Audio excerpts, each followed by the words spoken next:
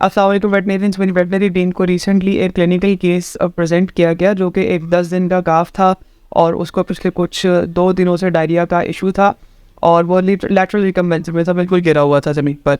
और फार्मर ने कुछ अपने पास से मेडिटेशन करने की कोशिश की जिसके अंदर बाबोफ्लॉक्सासिन शामिल थी और ऑरल रिहाइड्रेशन शामिल थी, लेकिन उसको कोई एज सच अच्छा रिजल्ट नहीं देखने को मिला।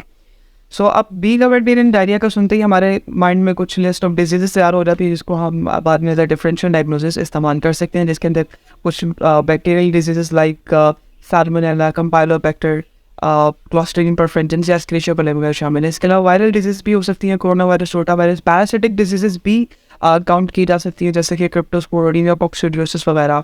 लेकिन अभी जानकर हैरान हो गई है, बल्कि मुझे भी हैरानी हुई कि इन सब डिजीज़ में से जब हमने फर्दर डायग्नोस्टिक प्रोसीजर किया तो कोई भी डिटेक्ट नहीं हुई। अगर आप जानना चाहते हैं कि कौन से डिजीज़ डायग्नोस की गई और किस तरह से की गई तो you can see my next video. 2 चीज़ें मुझे ऐसी पता चली जिनकी बेस पर उसमें सस्पेक्ट की जाने वाली इन्फेक्शस डिजीज़ के होने के चांसेस तकरीबन ख़त्म हो गए। पहली चीज़ ये थी कि वो कोई डेयरी काफ नहीं था। अगर वो डेयरी काफ होता तो ऑब्वियसली डेयरी काफ को एक दूसरे के साथ क्लोज प्रॉक्सिमिटी में पाला जाता है, मैनेजमेंट की जाती है, जिस वजह से एडल्ट एनिमल के फीकल मटेरियल के थ्रू जो छोटे एनिमल्स हैं उनके ऑरल रूट से इन्फेक्शस डिजीज़ ट्रांसमिट होने के चांसेस बहुत ज़्यादा बढ़ जाते हैं। लेकिन क्योंकि ये काफ बीफ काफ था और इसको ओपन फीड लॉट्स में पाला जा रहा था, इसलिए इसमें इन्फेक्शस डिजीज़ होने के चांसेस काफ़ी कम थे कंपैरेटिवली। और दूसरी इंपॉर्टेंट बात ये थी कि वो जो फार्मर था वो इसको ऑलरेडी एंटीबायोटिक थेरेपी दे चुका था, बाबोफ्लॉक्सासिन दे चुका था, which is relatively good antibiotic against some bacterial infections. Fluoroquinolone है। और एनीवेज खैर, प्रीवियस वीडियो में हम इस कंक्लूजन पर पहुंच गए थे कि काफ को जो डायरिया का इशू था वो इन्फेक्शियस कॉजेज़ की वजह से नहीं था। और उसके बाद हमने फिर क्लिनिकल एग्जामिनेशन करने की कोशिश की और उस एग्जामिनेशन में मैं इस कंक्लूजन पर पहुंचा कि उसको एब्डोमिनल डिस्टेंशन के साथ साथ ब्लॉट का इशू भी था। सो बहुत सिंपल है। This examination was done by using this stethoscope और this technique is called suction. So simple suction के अंदर आपने ये जो ईयर पीस होता है इसको अपने कान में लगाना होता है और स्टेथोस्कोप का जो डायफ्राम होता है वो उस रीजन पर रखना होता है जिसको हम एग्जामिन करें। इस केस के अंदर मेरा फोकस जीएडी पर था, इसलिए मैंने एब्डोमिनल रीजन के ऊपर ये डायफ्राम रखा और सुनने की कोशिश की कि कोई नॉर्मली साउंड किस तरह की सुनाई दे रही है। और जब ये परसीव हो जाए हमें कि नॉर्मल साउंड किस तरह की सुनाई दे रही है तो उसके बाद हम दोबारा से एक हाथ से जो स्टेथ का डायफ्राम है वो रीजन पर रखते हैं और दूसरे हाथ से हम आहिस्ता से टैप करते हैं और साथ साथ मूव भी करते जाते हैं ताकि एरिया जो है वो चेंज होता रहे। और ये सुनने की कोशिश करते हैं कि अगर कोई एबनॉर्मल साउंड प्रोड्यूस तो नहीं हो रहा और किस तरह का साउंड प्रोड्यूस हो रहा है। नॉर्मली अगर डल या रफ किस्म का साउंड प्रोड्यूस हो तो इसका मतलब होता है कि उस जगह के अंदर कुछ फ्लूइड या सॉलिड मटेरियल मौजूद है। और अगर एक हाई फ्रिक्वेंसी वाली हाई पिच वाली तेज़ सी आवाज़, लाउडनेस में तेज़ नहीं, फ्रिक्वेंसी में तेज़ किस्म की आवाज़ पैदा हो रही हो तो इट इंडिकेट्स कि वहाँ पर कुछ गैस या एयर ड्रैप है।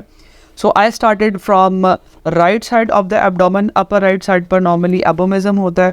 सो वहाँ पर अगर कोई डल साउंड सुना ज़्यादा तो वो इंडिकेट करता है कि वहाँ पर एबोमिजल डिस्प्लेसमेंट हो सकती है, लेकिन मुझे इस तरह का कोई साउंड नहीं सुनाई दिया। So I move towards the lower right part of the abdomen और लोअर राइट पार्ट से लेकर नीचे मिडल तक के दरमियान स्मॉल इंटेस्टाइन मौजूद होती है और वहाँ पर एबनॉर्मल साउंड सुनाई देने का मतलब है कि there could be enteritis in that region, क्योंकि वहाँ पर स्मॉल इंटेस्टाइन होती है।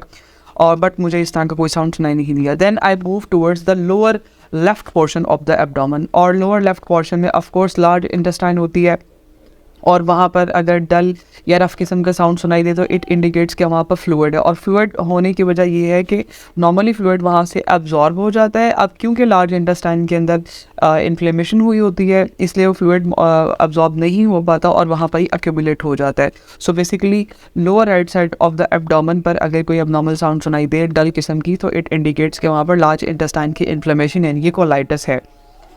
बट इस केस में मुझे कुछ भी इस तरह का इन तीनों ना एबोमिजल डिस्प्लेसमेंट, ना ही एंट्राइटिस और ना ही कोलाइटिस फील हुआ। Then I move towards upper left part of the abdomen और जहाँ पर र्यूमन होता है और उस जगह पर मुझे एक शार्प सी और हाई फ्रिक्वेंसी वाली हाई पिच वाली आवाज़ सुनाई दी। इट इंडिकेटेड कि वहाँ पर कुछ ना कुछ गैस एक्यूमुलेशन है। सो ये इस्टेब्लिश हो गया कि वो जो एब्डोमिनल डिस्टेंशन थी वो ब्लॉट की वजह से थी। अब आगे वो ब्लॉट की कॉम्प्लिकेशन में क्या मेटाबॉलिक एसिडोसिस डेवलप हुई और किस तरह से उसको ट्रीट किया, वो अगली वीडियोस में। काफ को डायरिया था और इन्फेक्शियस कॉजेज़ की वजह से नहीं था, और उसको ब्लॉट था ड्यू टू एब्डोमिनल डिस्टेंशन भी उसके साथ थी। सो अब आगे ये इस्टेब्लिश करने के लिए कि किस हद तक ब्लॉट की कॉम्प्लिकेशन आई है, क्या उसमें एसिडोसिस के कोई चांसेस हैं, we went for the blood chemistry. अगर ऑनर अफोर्ड कर रहा हो, और इस केस के अंदर हमारे पास फैसिलिटी भी अवेलेबल थी, ऑनर भी अफोर्ड कर रहा था, so we went for the blood analysis. और ब्लड एनालिसिस में आमतौर पर जो सबसे पहला पैरामीटर होता है that is called packed cell volume या हेमाटोक्रिट। अब पैक्ड सेल वॉल्यूम का मतलब है कि आरबीसीज़ की मिकदार कितनी मौजूद है, लेकिन याद रखिएगा ये एब्सोल्यूट आरबीसीज़ की क्वांटिटी नहीं है, ये सिर्फ रेशो है कि एक होल ब्लड के सैंपल के अंदर, जिसके अंदर ब्लड सेल्स भी मौजूद हैं और ब्लड का लिक्विड पार्ट यानी प्लाज्मा भी मौजूद है, उस होल सैंपल के अगेंस्ट रेड ब्लड सेल्स कितने मौजूद हैं। तो बेसिकली इट्स अ रेशो, यानी volume of red blood cells divided by total volume of the blood, और total volume due to blood cells भी होता है plus liquid portion of the blood भी होता है। सो अगर हेमाटोक्रिट की वैल्यू ज़्यादा है तो ये दो चीज़ों की वजह से हो सकती है। नंबर वन के जो ऊपर वाली फ्रैक्शन है यानी रेड ब्लड सेल्स की अमाउंट वो ही ज़्यादा है, वो ज़्यादा होने की वजह से टोटल हेमाटोक्रिट की वैल्यू ज़्यादा हो रही है, या जो फ्रैक्शन के नीचे वाली अमाउंट है विच इज़ डिनोमिनेटर जो कि ब्लड का वॉल्यूम है वो कम हो जाने की वजह से हेमाटोक्रिट की जो पूरी फ्रैक्शन है वो ज़्यादा ऑब्ज़र्व हो रही है। अब ये दो चीज़ें होती हैं, ब्लड का वॉल्यूम कम हो सकता है क्योंकि डायरिया की वजह से, ऑब्वियसली डायरिया में जब वाटर लूज हो जाएगा तो प्लाज्मा का वॉल्यूम कम हो जाएगा और अल्टीमेटली होल ब्लड का वॉल्यूम भी कम हो जाएगा। अब ऊपर रेड ब्लड सेल्स तो उतने ही है, लेकिन नीचे वॉल्यूम कम हो जाने की वजह से पूरी फ्रैक्शन की वैल्यू हमें ज़्यादा दिखाई दे रही है। सही है। So the more value of the haematocrit can indicate two conditions. Number one, red blood cells की abnormal production which is a condition called polycythaemia. ठीक है, एबनॉर्मल रेड ब्लड सेल्स का प्रोड्यूस होने का जो फिनोमेना है उसको पॉलीसिथीमिया कहते हैं। लेकिन खैर इस केस के अंदर पॉलीसिथीमिया के तो दूसरे साइंस नहीं थे। और दूसरी जो इंडिकेशन है जब हेमाटोक्रिट की वैल्यू ज़्यादा हो तो वो डायरिया को इंडिकेट कर सकती है, बट इस केस के अंदर हेमाटोक्रिट की वैल्यू ज़्यादा नहीं थी, नॉर्मल रेंज के अंदर थी। और आखिरी बात, अगर हेमाटोक्रिट की वैल्यू नॉर्मल से भी कम है तो ये नॉर्मली अनीमिया को इंडिकेट करती है, क्योंकि वो जो हेमाटोक्रिट की वैल्यू के अंदर जो ऊपर न्यूमरेटर के अंदर द वैल्यू है ऑफ रेड ब्लड सेल्स की वो कम है, और वो कम होने की वजह से टोटल जो हेमाटोक्रिट की अमाउंट है या वैल्यू है वो कम शो हो रही है। So this was all about the packed cell volume और the red blood sales.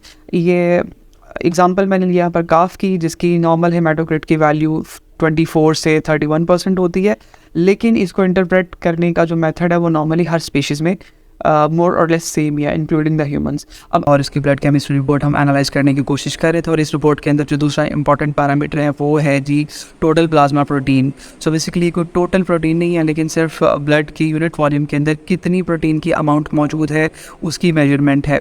So again ये ज़्यादा हो तो ये दो कंडीशंस में ज़्यादा हो सकती है। नंबर वन के ब्लड के अंदर प्रोटीन का लेवल वैसे ही ज़्यादा है, ये हो सकता है इन्फ्लेमेशंस वगैरह के केस के अंदर। और नंबर टू कंडीशन ये हो सकती है कि ब्लड के अंदर प्रोटीन का लेवल ज़्यादा नहीं है, बल्कि जो ब्लड का टोटल वॉल्यूम है वो पानी की कमी की वजह से कम हो गया। तो उस फ्रैक्शन के अंदर जो डिनोमिनेटर में वॉल्यूम की कमी आ जाती है, उस कमी की वजह से जो टोटल फ्रैक्शन है एज अ होल ज़्यादा वैल्यू शो करती है। So it could indicate dehydration. और इस केस के अंदर ब्लड के अंदर क्योंकि प्रोटीन की कॉन्सेंट्रेशन ज़्यादा हो गई, या प्रोटीन ज़्यादा नहीं है, सिर्फ कॉन्सेंट्रेशन ज़्यादा हो गई है पानी कम हो जाने की वजह से, तो आसपास वाले जो सेल्स हैं, इंटरस्टिशियल स्पेसेस हैं या सेल्स हैं, वहाँ से पानी निकल के ब्लड के अंदर आ जाता है। और ये बिल्कुल ऑब्वियस सा ऑस्मोसिस का कॉन्सेप्ट है, जिसमें जो पानी है ऐसे सॉल्यूशन से जहाँ पर सॉल्यूट की मिकदार कम हो, वहाँ से निकल के ऐसे सॉल्यूशन के अंदर आ जाता है जहाँ पर सॉल्यूट की मिकदार ज़्यादा हो।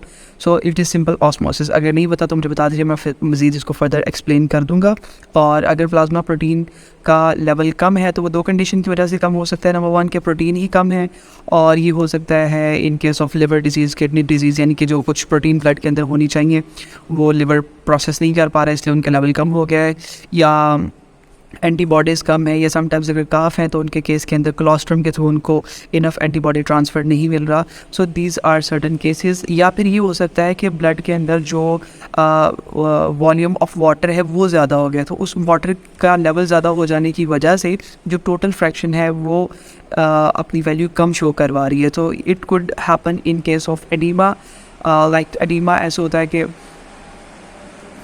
ट्रैफिक आ गई है, ट्रैफिक का शोर। एनीवेज सो ट्राला गुजरा है। सो एनीवेज ब्लड के अंदर जब पानी का लेवल बढ़ जाएगा due to less amount of protein या फिर एक exact absolute amount of water, तो वो जो ब्लड का द वॉल्यूम है वो I am just confusing, let me describe it in other it and in the next video.